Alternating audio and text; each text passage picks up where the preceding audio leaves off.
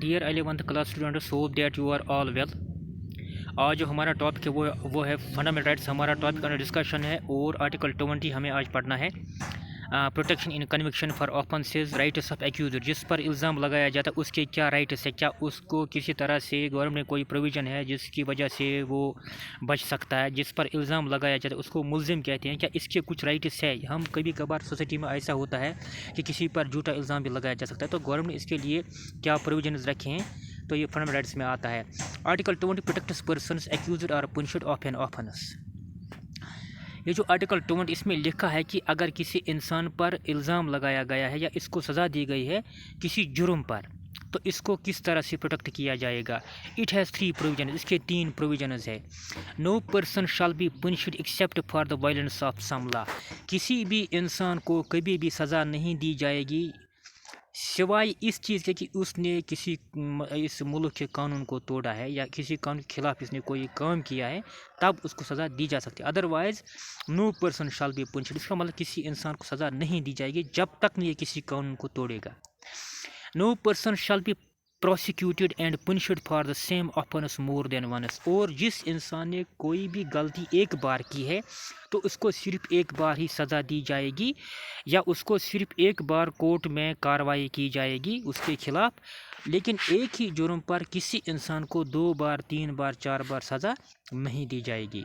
और जो सी पार्ट है इसका, no person shall be force to be a witness against himself.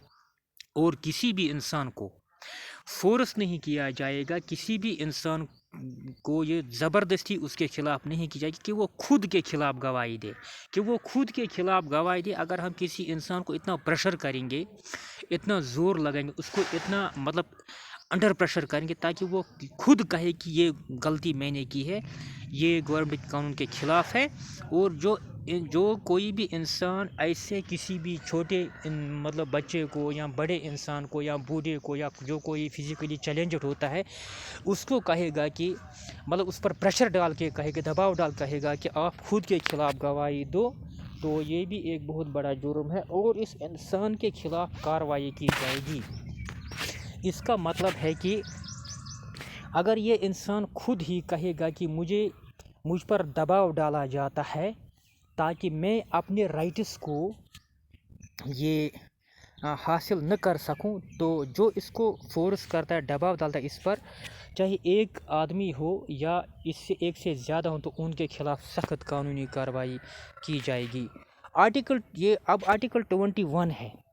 Article 21 right to life and personal liberty. इसका मतलब है जो आपकी ज़िंदगी का हक है, आपको जीने का हक है, आपको हंसने खेलने का हक है, आप अच्छी तरह से अपनी ज़िंदगी को जी सकते हैं।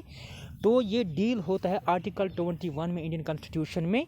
और इसमें आपको आता है राइट टू लाइफ, यानी कि आपकी ज़िंदगी का हक, एंड पर्सनल लिबर्टी। और आपकी जो ज़ाती मतलब लिबर्टी है, आपकी जो ज़ाती ये हम कहते हैं कि आपको लिबर्टी हम कहते हैं फ्रीडम को, मतलब आप अच्छी तरह से चल सकते हैं, उठ सकते हैं, बैठ सकते हैं, अपना काम कर सकते हैं, तालीम पढ़ सकते हैं, और जो आपका कल्चर है उसको आप रिस्पेक्ट कर सकते हैं, आप अपने अकीदे पर, अपने मज़हब पर अमल कर सकते हैं। इस पर आपको कोई भी इंडियन कॉन्स्टिट्यूशन जो है, कोई भी कानून, कोई भी सिस्टम ऑफ लॉ, कोई भी एजेंसी ऑफ लॉ रोक नहीं सकती है।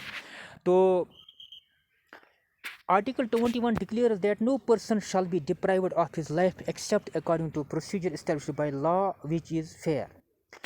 तो किसी आर्टिकल 21 जो डिक्लेयर करता है किसी भी इंसान को महरूम नहीं रखा जाएगा, किसी भी इंसान को कोई रुकावट नहीं डाली जाएगी, किसी भी इंसान की ज़िंदगी में कोई रुकावट नहीं डालेगी जब तक न कानून में कुछ लिखा हो। ऐसे कि जो कानून एक फेयर होता है, कानून एक अच्छी चीज़ होती है जो इंसान की भलाई के लिए होता है, जो इंसान की ज़िंदगी की बेहतरी के लिए होता है।